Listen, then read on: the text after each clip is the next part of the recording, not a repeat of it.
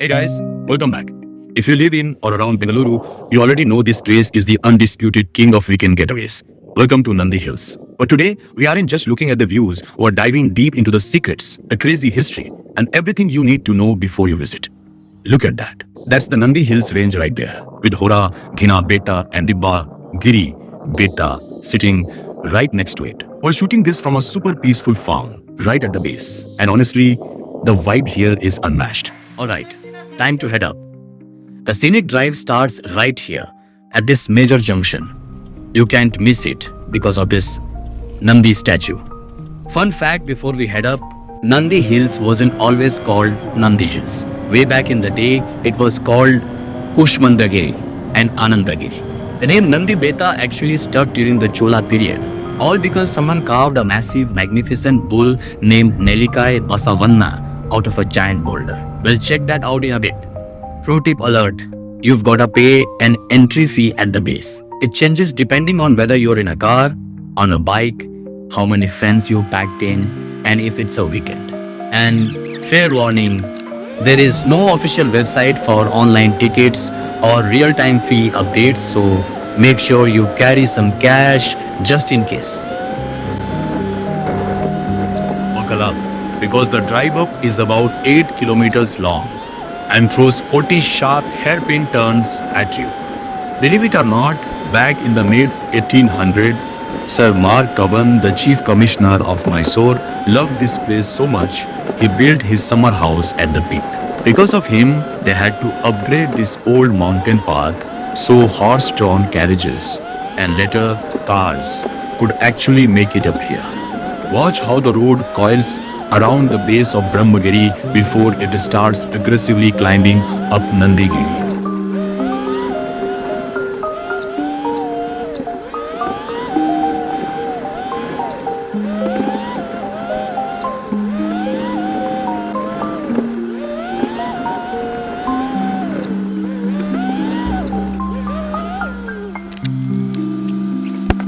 And we've made it to the main outer fort gate.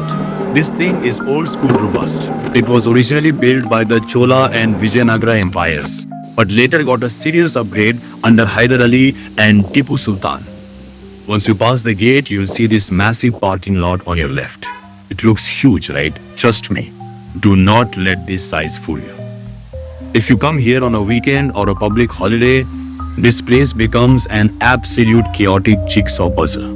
Get here early.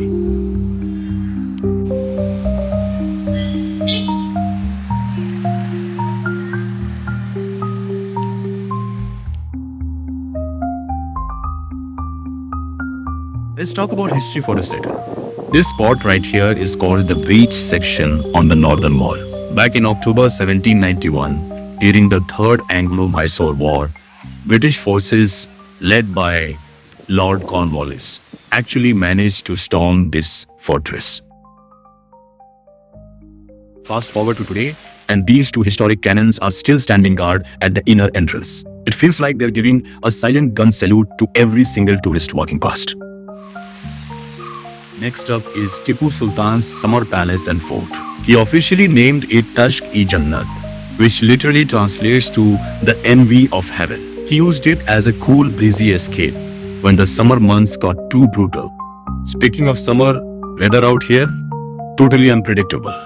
Literally out of nowhere, the sky opened up on me. Look at this. The entire landscape just transformed into a moody, misty paradise. And then it started absolutely pouring. I had to take shelter for about half an hour. But honestly, watching the rain wash over this historic hill was worth it. Once it cleared up, I got right back to exploring.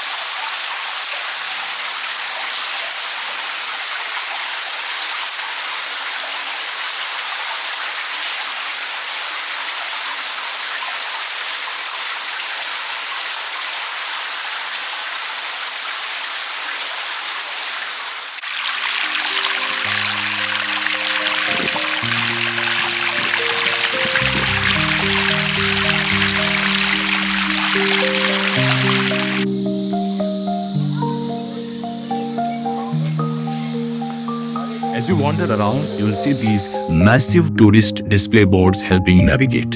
And that brings us to one of my favorite spots, Amruth Sarovara, or the Lake of Nectar.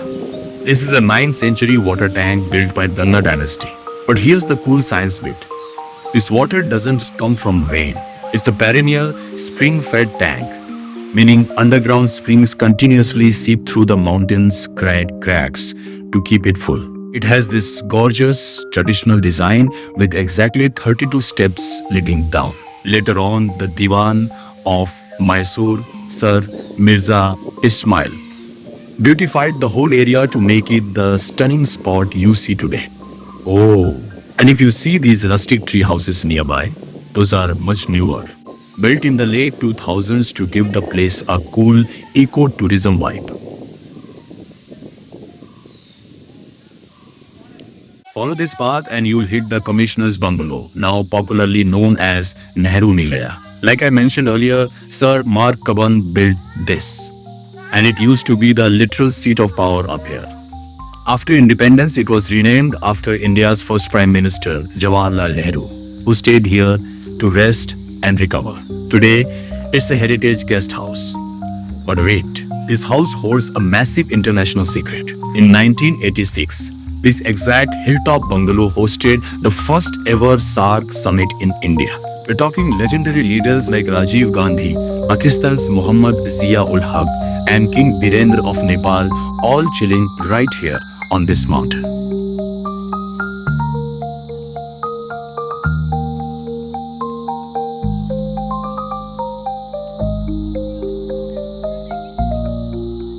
If you look over the edge, you can see Sultanpet village at the base, named after Tipu Sultan, along with Nandi Kere and Hyder Ali Point. If you're a thrill seeker, this is also a prime takeoff spot for seasonal paragliding. Drop a comment below if you'd ever be brave enough to jump off this cliff.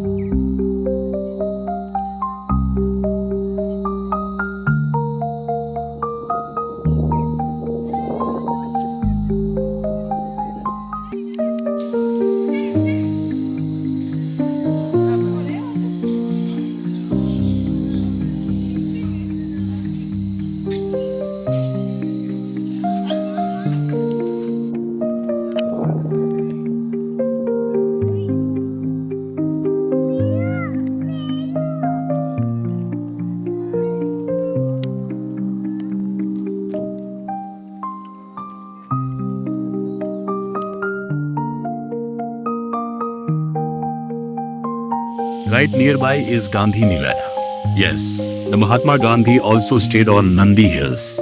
In 1936, he spent 45 days straight up here to recover from high blood pressure and exhaustion. He chose this specific hill for its pure air and quiet, healing environment. Pretty wild to think that both Gandhi and Nehru walked these exact paths, right?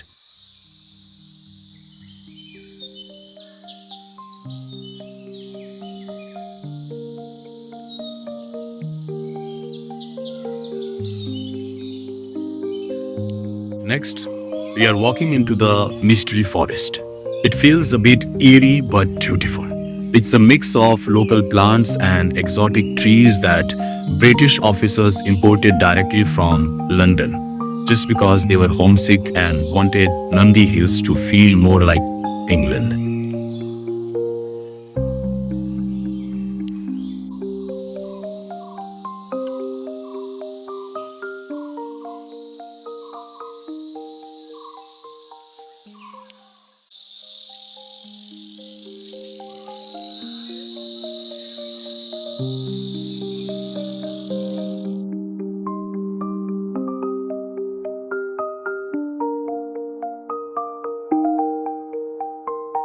Deep in the woods, you'll find the armory built by Tipu Sultan. Look how thick these granite walls are. They built it with special vents for air circulation. Because the mist up here is so heavy, they needed to stop the gunpowder from getting damp. Smart engineering for the 18th century.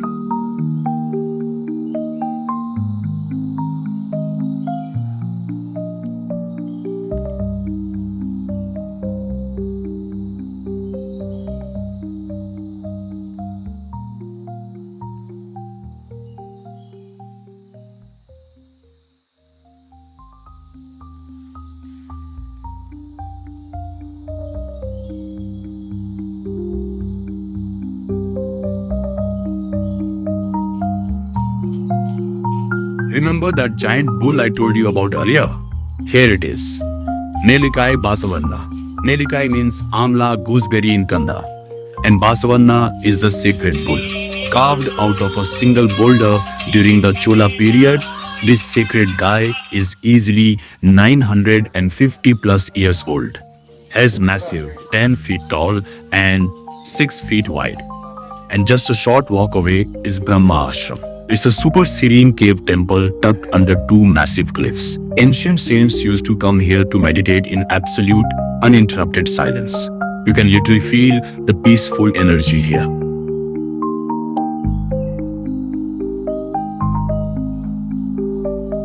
Believe it or not, the entire Pala river originates right here on this hill. It doesn't look like a roaring river yet, just a quiet, gentle trickle emerging from the granite rocks.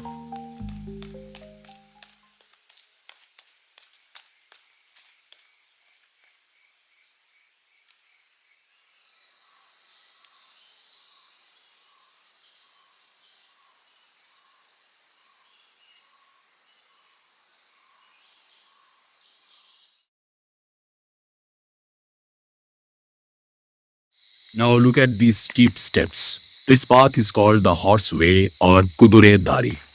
Back in the day, these main steps were way too steep for horses or heavy artillery. So, Hyder Ali and Tipu Sultan built this smoother alternative path so cavalry and messengers could race up and down the mountain. It was basically the expressway of the 1700s. Along the edges, you can still see the spots where soldiers would stand guard to watch out for invading enemies.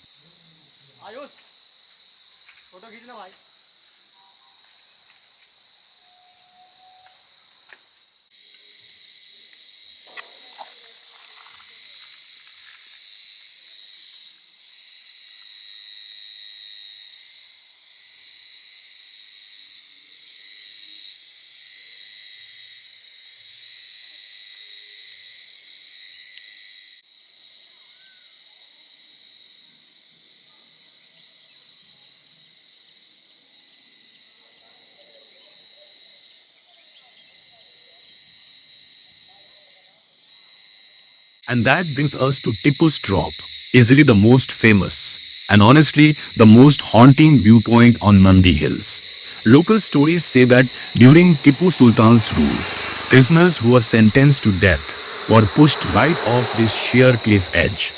It's a long way down. If you want to stay overnight to catch the view safely, the government-run Hotel Mayura Pine Top is right here. You can actually stay inside the historic guest houses, ranging from budget rooms to luxury blocks. Because, let's be honest, this is what everyone comes to Nandi Hills for, a spectacular sunrise. When the conditions are just right, it creates this iconic, breathtaking sea of clouds effect that makes you feel like you're standing on top of the world.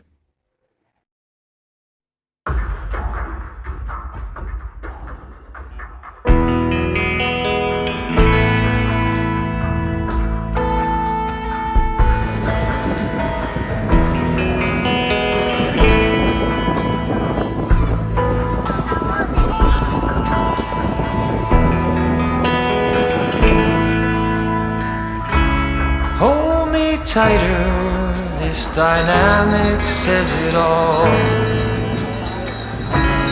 You're the curator and I'm your animal.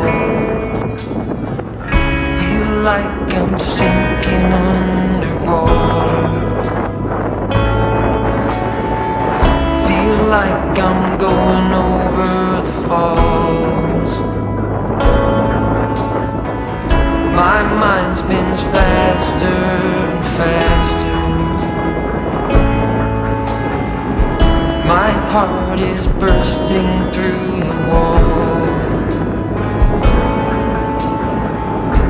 And just for once I wish we'd stop and smell the roses instead of dreaming of things we miss. Elysian fields could be right under our noses and rapture at our fingertips.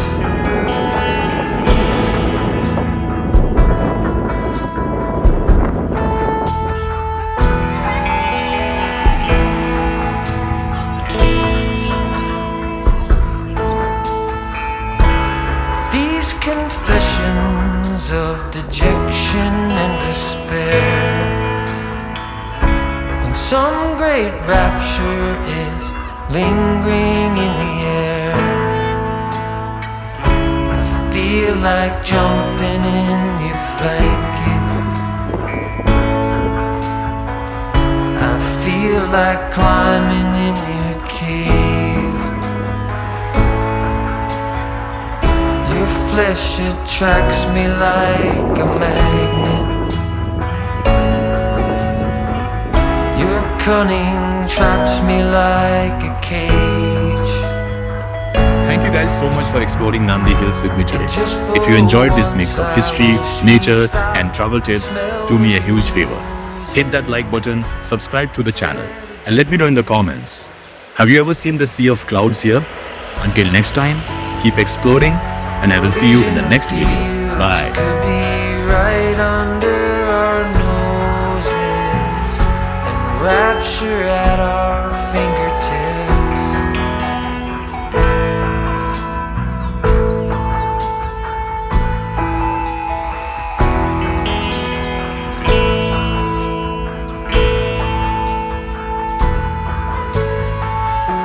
And just for once I wish we'd stop and smell the roses instead of dreaming of things we miss. Elysian fields could be right under our noses and rapture at our fingertips.